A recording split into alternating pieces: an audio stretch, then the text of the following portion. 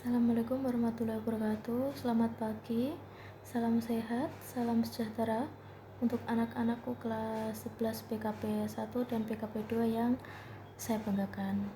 Semoga untuk kesempatan kali ini kalian tetap sehat, semangat, dan tetap di rumah saja. Ketemu lagi dengan saya, Bu Febri, di pelajaran Perencanaan Bisnis Konstruksi dan Properti. Oke, untuk materi ketiga atau materi hari ini yaitu materinya mengenai legalitas kepemilikan lokasi properti. Kalau pada materi kedua kemarin mengenai pemilihan lokasi properti, saya harap kalian semuanya sudah paham dan sudah tahu bagaimana cara memilih lokasi properti yang bagus itu seperti apa. Kalau di pertemuan hari ini yaitu tentang kepemilikan lokasi properti itu. Langsung saja, legalitas. Kata legalitas, pasti kalian semuanya sudah sering mendengar kata-kata itu.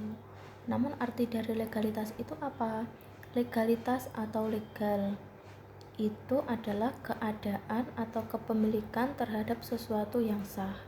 Nah, sesuatunya itu apa toh? Sesuatu itu banyak sekali. Bisa mobil, kemudian bisa rumah, ataupun tanah, ataupun yang lain sebagainya juga masih banyak sekali. Terus di sini kalau misalkan kalian mungkin waktu bepergian kemana, kemudian melihat tanah yang ada pelangnya dijual, terus kemudian kok kira-kira tanah itu cocok ya dengan keinginan saya, ataupun kok kira-kira tanah itu lokasinya strategis ya, terus kemudian kalian langsung buru-buru ingin cepat membeli. Nah, di sini jika lihat tanah dijual jangan langsung tergiur. Kenapa? Karena tanah yang dijual itu belum tentu legal. Jadi kalian kalau mau beli sesuatu, utamanya beli properti, itu harus dicek legalitasnya terlebih dahulu. Nah, di sini juga ada, benarkah investasi properti tidak pernah rugi? Gimana ini penjelasannya? Mungkin dari kalian juga punya pendapat sendiri. Ini jadi gini, bukan tidak pernah rugi, cuma kemungkinan besar itu tidak akan rugi. Kenapa? Karena properti itu semakin tahun itu harganya akan semakin bertambah, tidak akan pernah turun. Dimanapun lokasinya itu, kalau kita investasi properti itu pasti dari tahun ke tahun itu akan semakin meningkat harganya.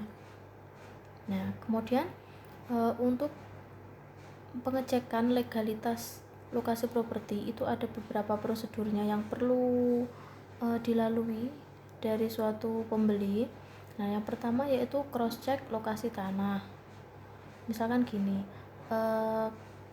tanah di sertifikat itu kan pasti ada alamatnya.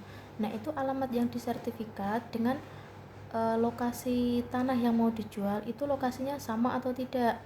Nah, mungkin ada kejadian alamatnya itu ternyata tidak sama. Misalkan ini yang di sertifikat itu tertulis di Jalan Sudirman, tapi ternyata yang di lokasi itu adalah di Jalan Ahmad Yani.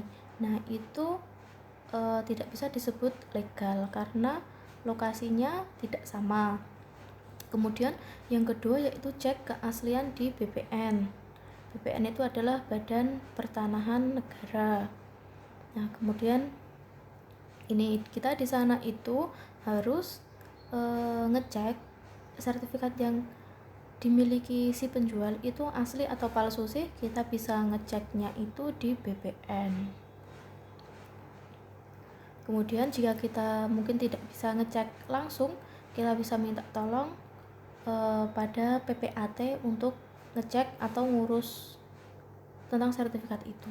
Nah, di sini kalian harus tahu PPAT itu kepanjangan dari Pejabat Pembuat Akta Tanah atau Sertifikat Tanah. Jadi mereka pasti tahu gimana prosedurnya sertifikat yang asli ataupun yang palsu itu seperti apa.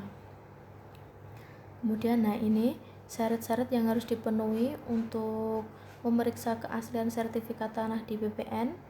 Yang pertama yaitu sertifikat asli, yang kedua formulir, yang ketiga fotokopi, yang keempat surat kuasa. Ini bisa kalian baca sendiri.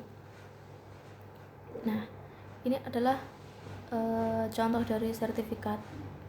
Jika sertifikat terbukti terdaftar di BPN, maka legalitas dari tanah tersebut sudah bisa dikatakan atau bisa dijamin keasliannya. Namun, jika sertifikat tersebut setelah dicek di BPN itu tidak ada, maka tanah tersebut dikatakan ilegal atau tidak asli. Nah, kemudian yang terakhir adalah pemeriksaan fisik.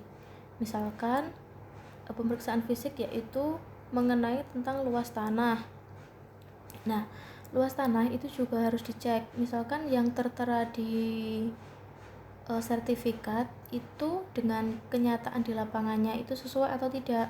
Kadang-kadang yang tertera di sertifikat itu lebih sempit daripada yang ada di lapangan. Makanya itu pemeriksaan fisik perlu dan wajib dilakukan ketika kita ingin investasi suatu properti, utamanya yaitu tanah ataupun lahan.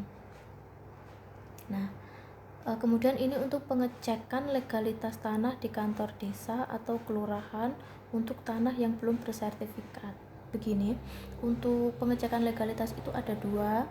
Yang pertama yaitu untuk tanah yang sudah punya sertifikat. Kalau tanah yang sudah punya sertifikat itu seperti di awal tadi Bu Febri sudah menjelaskan, kalian tinggal ngecek di BPN, nanti data-datanya pasti sudah keluar semua. Namun kalau tanah yang belum punya sertifikat itu kita ngeceknya di kantor desa atau kantor kelurahan, karena kantor desa atau kelurahan pasti di sana punya data-data tanah di suatu lokasi tersebut. Nah, ngeceknya yang pertama yaitu kita perlu datang langsung ke kantor kelurahan atau kantor desa, kemudian dilihat dulu data-datanya di sana. Kalau riwayat kepemilikan tanah dan data-data lainnya tercatat seluruhnya dalam buku besar desa yang diperlukan untuk mencatat segala hal tentang tanah. Kemudian kepala desa akan mengeluarkan surat keterangan riwayat tanah. Jika di tanah tersebut tidak ada sengketa, maka lurah atau kepala desa juga akan menerbitkan surat keterangan tidak sengketa. Nah, itu sudah bisa dikatakan legal. Namun dengan catatan kalau tanah tersebut belum mempunyai sertifikat. Kalau sudah punya sertifikat, kita tidak bisa ngurus di kantor desa, kita harus ke BPN atau Badan Pertanahan Negara. Oke, cukup sekian materi yang bisa saya sampaikan. Kalau kurang jelas bisa bertanya.